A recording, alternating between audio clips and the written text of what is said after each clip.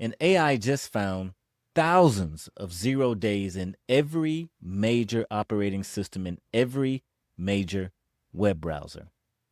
Not in the lab, not in a paper, in the wild software your enterprise is running right now.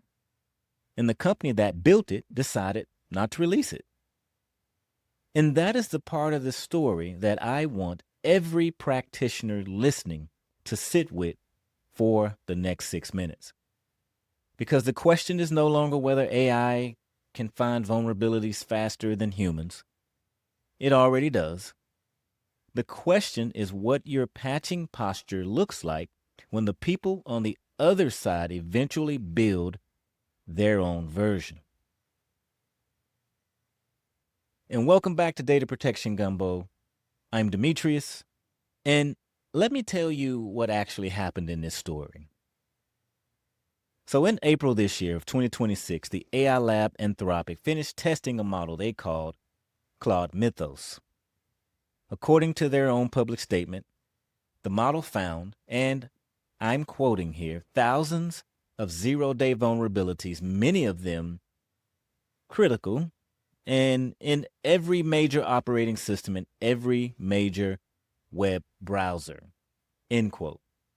Now, Anthropic chose not to release it, and instead they put it inside a private program called Project Glasswing, available only to vetted defensive partners. And some of the companies named publicly so far include Apple, Microsoft, Broadcom, and Cisco. Now, the reasoning Anthropic gave was direct. Their blog statement said, and I'm quoting again, AI models have reached a level of coding capability where they can surpass all but the most skilled humans at finding and exploiting software vulnerabilities, end quote. Now, financial regulators around the world are now reportedly assessing the risk that criminal actors build a comparable capability. Now, that is the news. That is what the Financial Times reported on April the 30th in a long-form analysis I would recommend everyone read. Now, here is what nobody is saying clearly enough. Your patch management program is built on an assumption. And the assumption is that vulnerabilities get discovered, disclosed, and patched on roughly the same timeline. Now, a researcher finds a flaw, the vendor gets notified, a patch ships, you install it, the window of exposure is bounded by that disclosure pipeline. And so Mythos breaks that assumption because the discovery rate of an AI like Mythos is not bounded by the disclosure pipeline. It is bounded by compute. And the disclosure side, the patch side, the install side, all of that is still bounded by humans.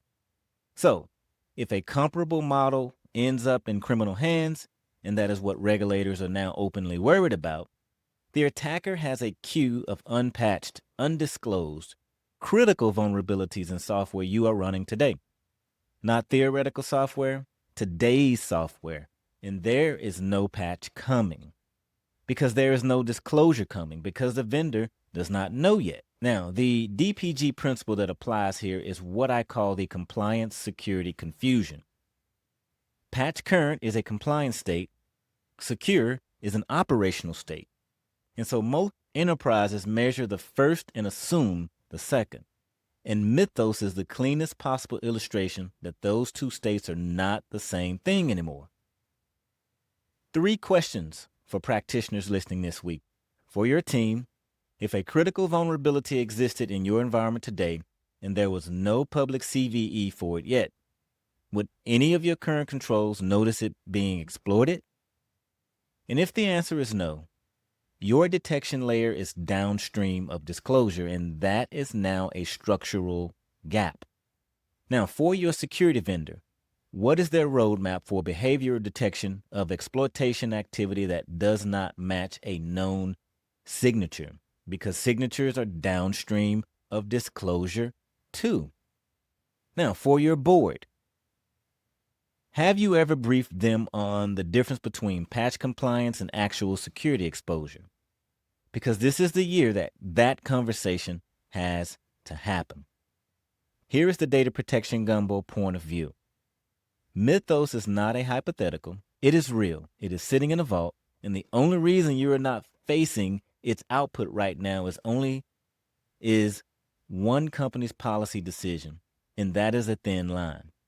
Now, one concrete action this week. Pull your most recent patch compliance report and run one question against it. Of the systems showing as patch current, how many are running internet-facing applications? Now, that subset is your highest priority candidate list for behavioral monitoring, because patch current is no longer a sufficient defense for those systems. Now, one named gap.